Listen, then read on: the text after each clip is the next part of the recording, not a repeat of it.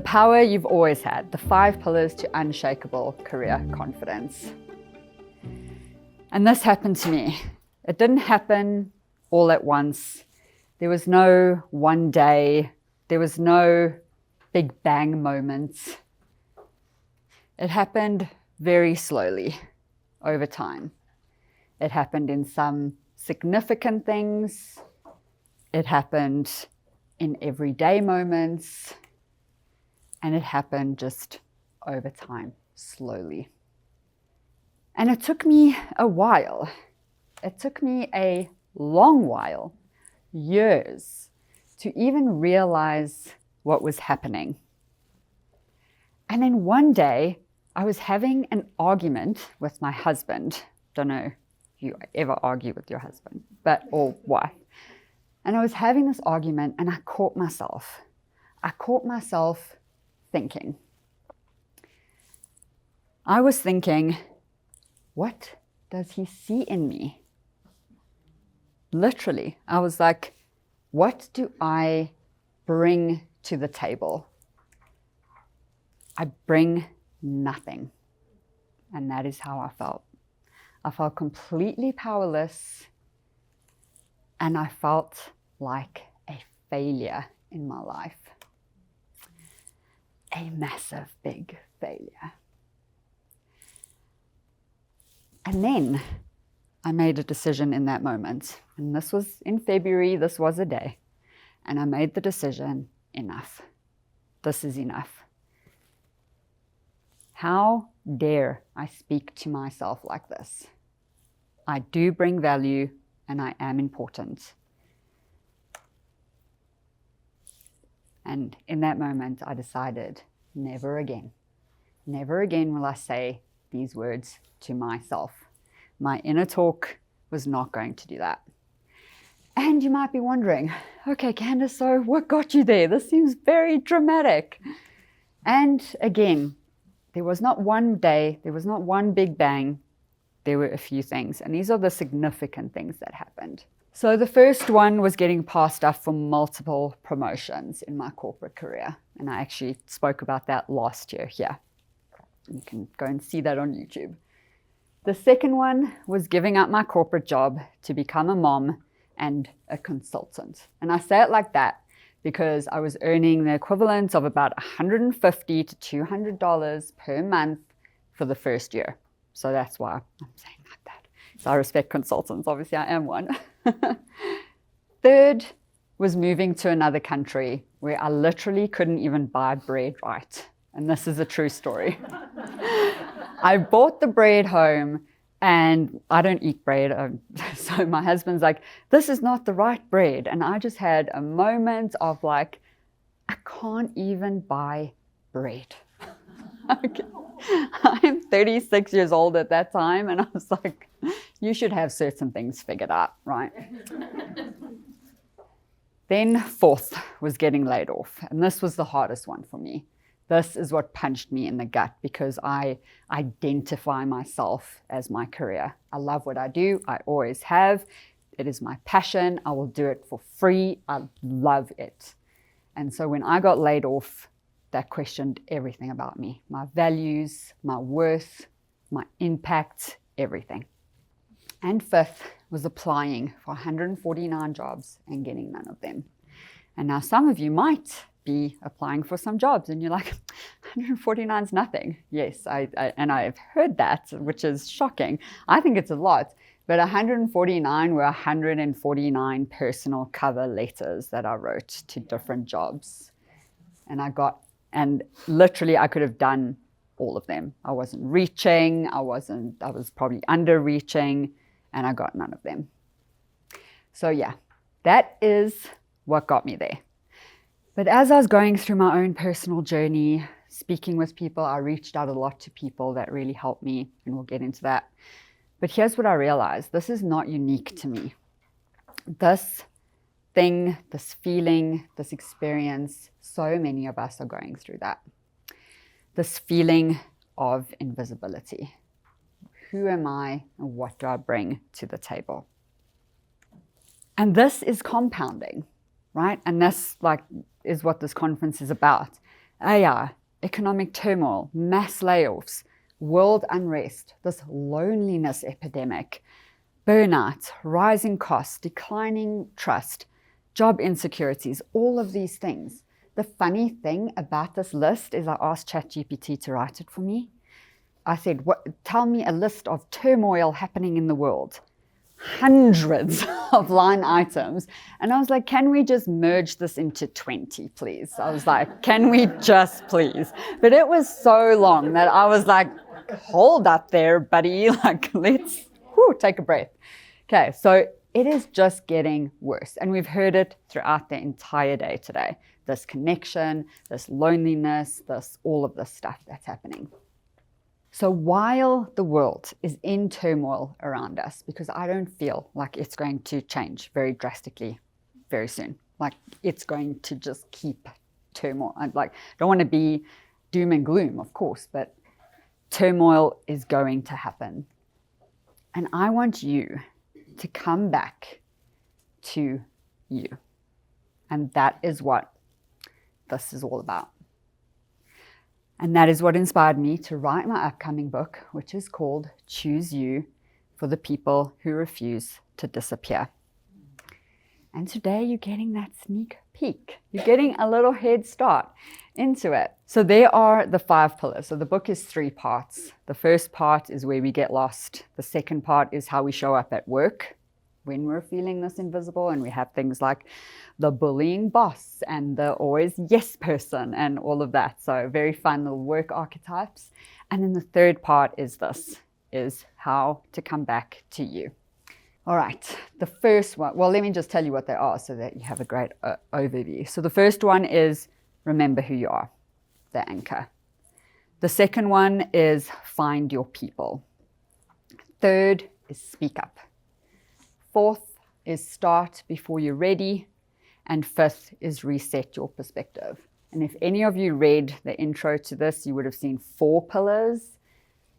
There are 5, because I needed to add the reset your perspective, because that really helped me. And I was like, okay, wait, there are 5 pillars. There are not 4. Okay. So the remembering who you are, it is so easy to get caught up in the day-to-day that we actually forget what we're capable of. We forget our values. So I want us to anchor in your strengths, in your wins, in your values, because that cannot change. All right. And then I've got some activities on the board. And now this is not like a list of 4 things. These are real, deep, research-backed, all the things. And I'm going to take you through it. So the first one, personality assessments. Yes, whether we love or hate them, the point here is just get to know yourself, right? There were so many strength-based people in the conference today. I love that. But that's literally what I did. I went back, and because I was in corporate for 10 years, so we did every personality assessment under the sun and did all the consultants coming in. So I knew myself back to front, inside out. But of course, I forgot about that. So I went and I took this folder, and it's actually still sitting on my desk. And I took the folder and I went and I read through all the reports, highlighter in hand, journal. I actually started a whole new journal. So it's just positive things in the journal. Like literally, I will not write a negative word in that journal. And I highlighted and I was looking for trends and what's common, what do I resonate with, what do I want to lean into. And I made these lists and notes and things like that. So I highly encourage you to do that, because it was a really cool exercise for me to go through. I was like, oh, hold on. I am cool. Like, there are good things about me, right? Like, and sometimes we just need that reminder. Then the journaling, and like I said, I was like, just throwing away my negative energy here, and I'm going to get my new journal. And I have this new journal that I write all the stuff in. Affirmations. So I do and this is not for everyone. So, I'll say that out loud. This is definitely not, but I do a lot of meditation where I'll just listen to positive affirmations and things that make me feel more capable. And then lists. So I have 2 lists that I have on my whiteboard all the time.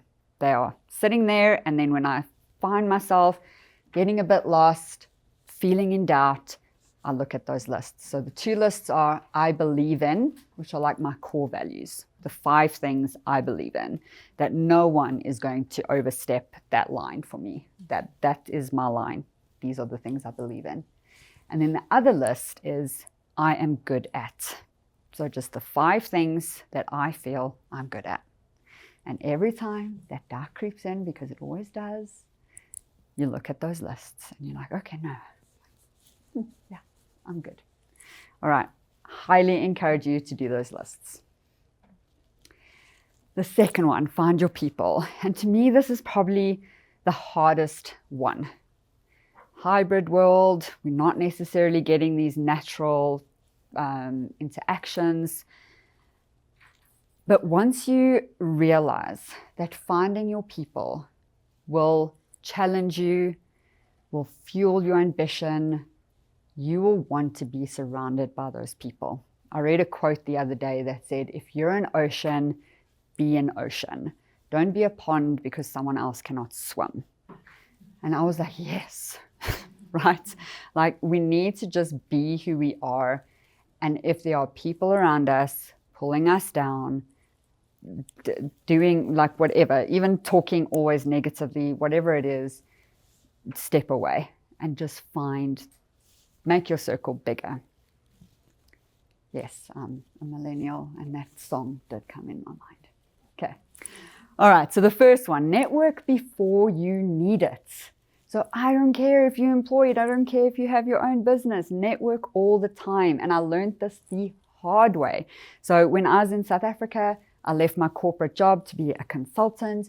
I didn't find work for at least a year, but actually within 18 months, I doubled my corporate salary because I just started reaching out to people I knew.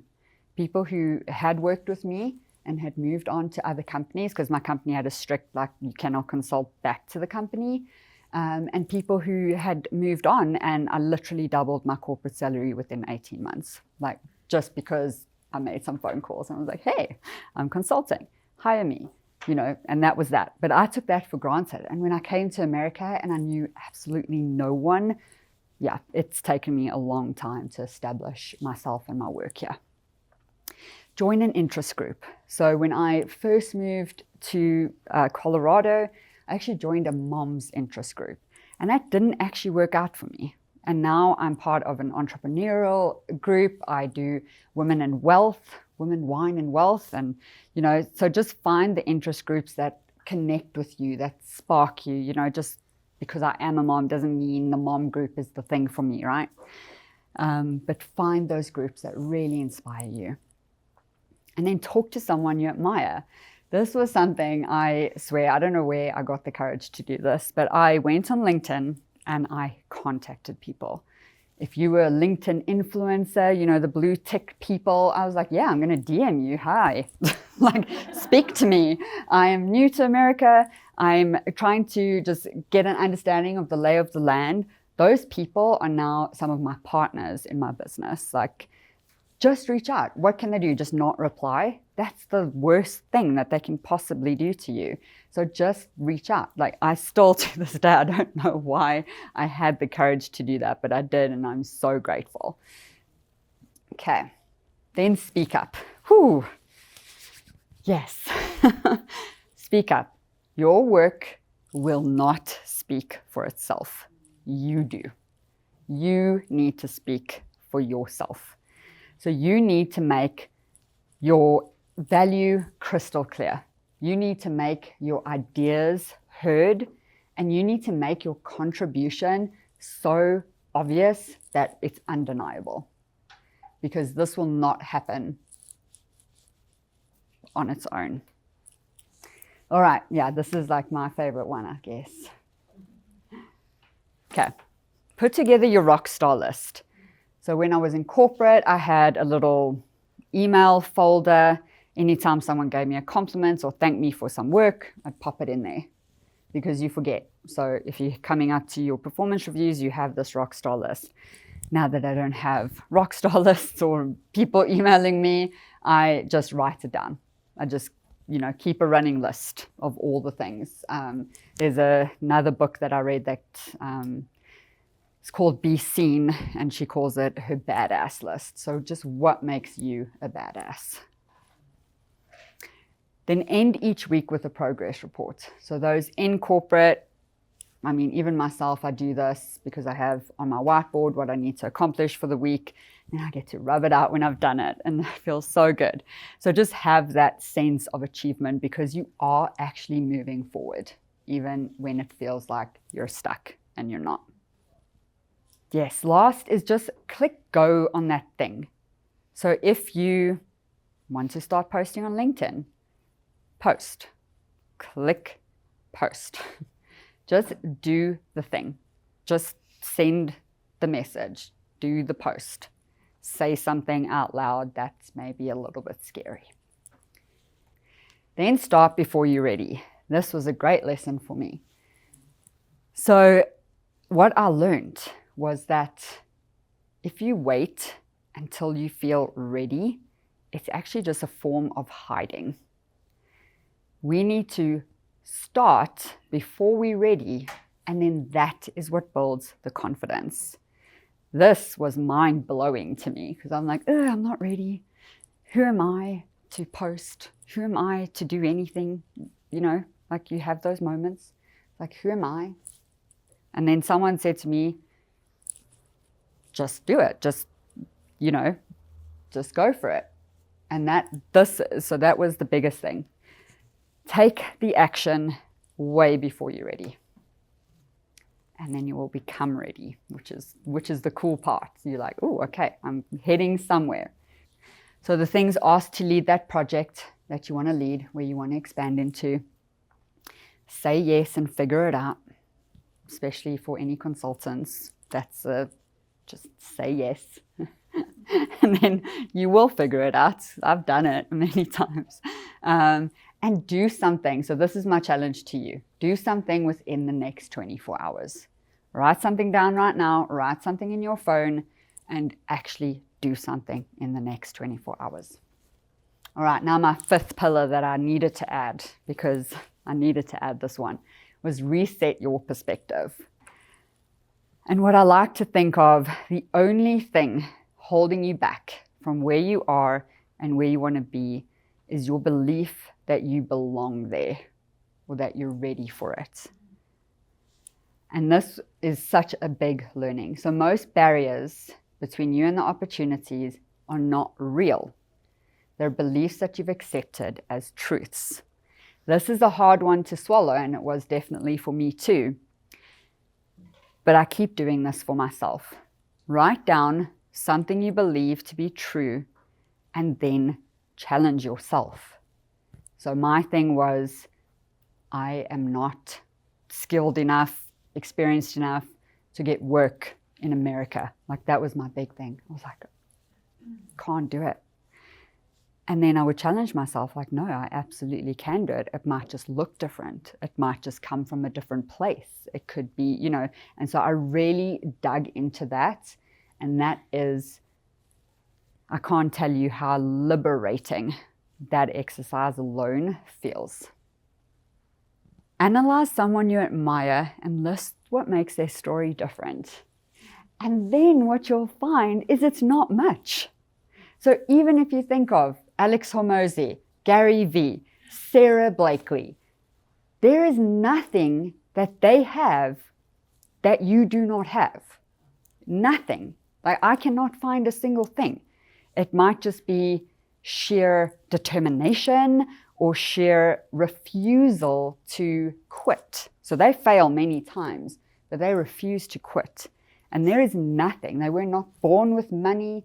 There's nothing. And that was so refreshing for me. And that is exactly why I added this chapter, because I was reading a book about millionaires, how to market to millionaires, because I read weird books. But what was cool is that they go into the data on trust fund babies. And so I can't do math the other way around. So it's 56%, yes, of people are self-made millionaires. They didn't come from money. They didn't come from a lot of things. That is more than half. So yes, other people are trust fund babies. The richest woman actually got rich by divorce and, damn it, divorce and marriage. So that is a way to become a millionaire. But 56% are self-made millionaires. And again, if you look at their stories, dig deep, you can listen to that book. There's really nothing much separating you and them. There really isn't. So that's why I added this chapter. Okay. And allow yourself to dream bigger. Just allow that space. All right. So I have developed a How Invisible Are You at Work quiz. So you can grab it there and it will take you through these 5 pillars and give you a personalized report. So each one of these 5, you'll be ranked on level 1, 2, and 3. And then there are the actionable tips that you can take, literally like meditations that you could do, journal entries. There's really in-depth stuff that you can do here. So yeah, grab that. It will come back again, the QR code. Okay. So this part was actually added to my speech last year because I feel I need to make this message, especially in a room filled with people who support people. Okay, you're my people, my favorite people. And it took me 3 hours to get all of this information. And I can't believe how badly we speak about ourselves in this profession. Like, we are amazing. We don't need to speak about ourselves like this. So things like, sorry, no one in your company gives a shit about L&D, but here's what you can do about it. That doesn't make me feel good. It's no secret that I believe a lot of personas you L&D folks are using are terrible. Is L&D being demoted? And then the one on the far side, someone asked ChatGPT to riff on L&D. And so things like, L&D, you're the unsung heroes. If only anybody would ever listen to you. It's amazing, right? This does not feel good. And that's why I say the 3 hours, because this was not research done over time. This was literally, okay, let me find some stuff. And then there, so this was like a bit of a conversation. So I'm looking for your hot take. 50% of executives think L&D is a waste of time. Only 12% of learners say they can apply the skills used. Then one of the comments said, I didn't even add this third data point, that 2/3 of talent development people wouldn't take their own courses. But what is sad about this was the next comment of, that sounds about right, and it's not surprising. Yeah, on and on we go. Then memes like this. I don't think we're that reactive. Like, shiny tech, let's, take a complete detour. I haven't seen that before. And then, these podcasts that I heard. No one ever chooses to be in L&D. So no wonder we're all walking around with no clue as to what we're doing. Then the other one, I inherited a team of phenomenal salespeople, but useless as an L&D team. We had to deliver proper training. It was an absolute nightmare. And then, of course, the L&D are such dinosaurs. They don't think long term. They don't have business acumen. And so they don't deliver solutions for the business. And then this one I actually added last night. You can see the time, 6:32. I came across this in my feed. And it was all about, let's share gifts on the state of L&D or how you feel about L&D. And so that lady, she doesn't look very happy to me. She looks pretty miserable.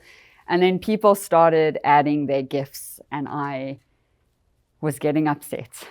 So they were adding things like Groundhog Day and all of this terrible stuff. So I'm going to share the gift that I added. And this is truly how I feel.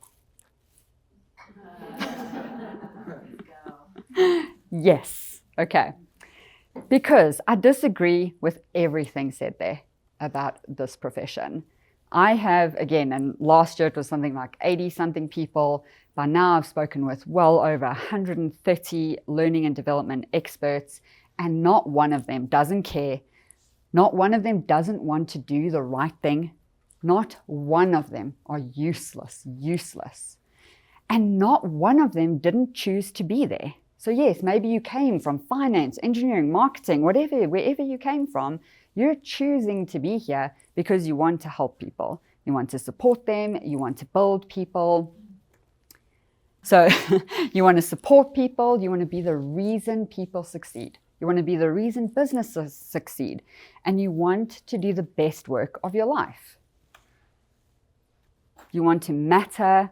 You want to feel respected. You want to be valued. And you want to be trusted to do this amazing work that we're supposed to do. So I'm going to tell you a quick story to end this off. So as a kid, I was 18. I moved from South Africa to London. So 18. Don't know if you remember moving away from your parents' house. No matter where you moved. And so I was this like broke kid, had no idea what I was doing, and I needed a haircut. And one of my friends said, Tony and Guy, the very well-known brand, does these free haircuts. The only trick is that it's done by a trainee hairdresser, but don't worry. The professional is standing right next to them. So I thought, cool. And then I walked in, and the person assigned to me had the worst haircut I've ever seen. Like, she was experimenting on herself. It was not going well.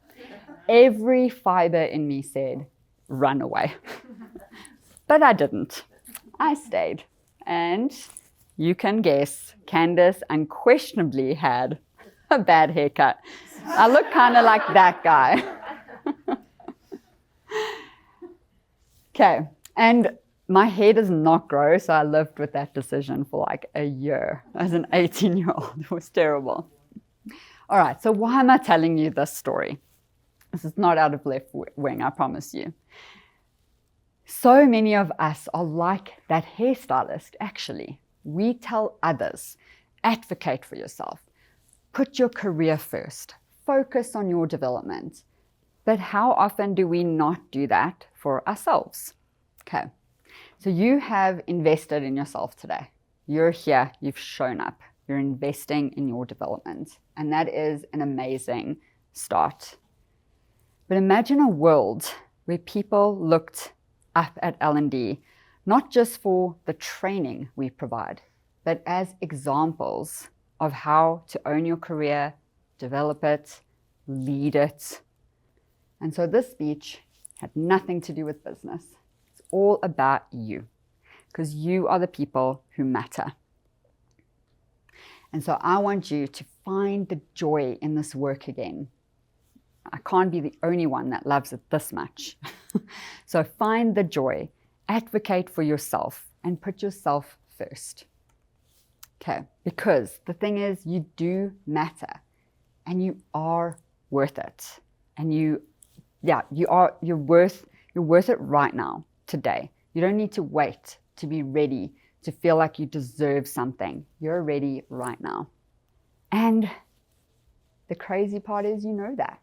You know that already. You just need to believe it deep down. So you and your career are way too important to wait for someone else. So take that next step, whatever that looks like for you, and put yourself first. Because if you do, and you become strong, every single person in the organization benefits, and you do that. It is you. Okay.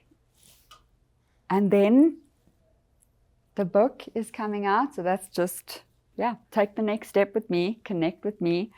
The book will be out in March. Take the quiz, and that way we can stay in touch, and you can get all my lovely emails. So many people are saying they're getting my emails. I'm like, yeah, I feel like a Labrador. So take the quiz and keep in touch, and I am here to support every single person in this room.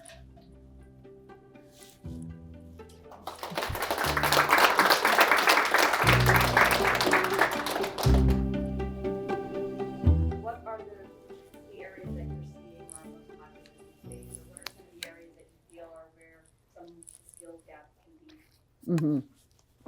I would say the main one, it comes up all the time. I do a lot of webinars and I say I can speak about these 3 things, and they like always choose one thing, which is strategically align learning and development with the business. That is the thing I speak the most about. Yeah. And that's a tough one. It's tough because sometimes you have leaders who don't even want to engage with you. They don't even want to have the conversations. Honestly, sometimes I do exercises by myself. I sit there and I go through, because I've got a framework, it's called the satellite view, 5 steps, and I'll do the 5 steps by myself if you don't have that engagement. Yeah. Lucky for me, that's not really common anymore, but when I was in corporate, that was pretty common. But now people are paying me as a consultant, so they kind of feel like they need to pay attention. I don't know why it's different. I really don't, because the internal people are where it's going to hit. Yeah. Okay, what else? How the learning and the development leaders can influence the culture, or the culture can change and influence the corporate work. How is this interplay happening? Oh, yeah, I love that so much. So I feel like, and I've lived both sides of this coin, so this is where my answer is coming from. I worked in a corporate for 10 years where learning and development was a no-brainer. There was no fighting for budget. There was no fighting for seats at the table. It was obvious that we had to develop people for the company to grow, for the company to succeed. We were obvious. Then I was in another company where they're like, please put that PowerPoint slide deck together. I'm like, really? Like, that's all you want from me is to put this training together? And I pushed back and I pushed back and I was like, no, I cannot, because I don't know the people. I don't know the gaps. I cannot do that. Like, I walled them off. That job did not last long. So we cannot do that. And I learned, obviously, in hindsight. But it is about having conversations step by step. And I actually have something that you can grab off my website. It's called the Impact Toolkit. And I walk people through what questions to ask, how to have workshops if your company is open to workshops, the 5 steps to strategically align, even what we do and the value we bring. So we do not train people. We develop business-wide capability so that the business can thrive and succeed and everyone in it. And so it's having those conversations, and it's a 5-spoke model on the actual impact and value that learning and development should be bringing to the table. Capability is one of the 5 spokes, but it's everything. It's culture, it's morale, it's attraction, it's retention, keeping your high performers. So it's having those conversations just over and over and over again. Baby steps, baby steps, baby steps. It's really challenging, but if you can get yourself in front of the right people, it changes a lot of things. And if you can just start showing your value, like, and that's, yeah, I have so much stuff actually. I have a whole presentation that you can put together before and then after you do a project, so that you can show this is what we were aiming to achieve, and this is what we did achieve, and here are my recommendations going forward. Because even if you didn't move the mark or something just didn't quite click, you can at least say that, and you can say, well, I feel there was a gap here, and this is the gap that I think it is, and this is my suggestion on how we can move forward. So it's about being very proactive, and sometimes just having those conversations over and over. It's a lot. Do we need to start this conversation in higher education instead of in the organizational learning? So I think when the people recognize that they have to long life learn, then they would be more open to do that. Yeah. It's a challenge I'm facing right now. So even in a client, there's not a learning culture that's been embedded into the organization. And so I've come in pretty new, been running the program for a year. We are seeing it tick up because we just keep showing up and we keep showing that we're adding value. We keep showing that we're listening to the people and saying, you're asking for this stuff. You're wanting this stuff. We're bringing it to you. I'm actually running focus groups next week with some employees to understand where are we falling short, how can we support you even further going into 2026, and we report back to leaders on that as well. So, but yes, in higher education, please, because I don't feel like you can get even your doctorate and be done. Like I will learn until probably like I'm in hospital dying. Like I will be reading, listening to podcasts, reading books. I'll be like in the hospital with my earphones on. Yeah, so I see capability as it never ends. It never ends. So, which is cool for us because that's what we do. So our work should, in theory, never end. So yeah, but I see that problem all the time. So thanks for asking that question. And if you want to get the toolkit, you just go to my website /impact and you can download it. It's a big toolkit.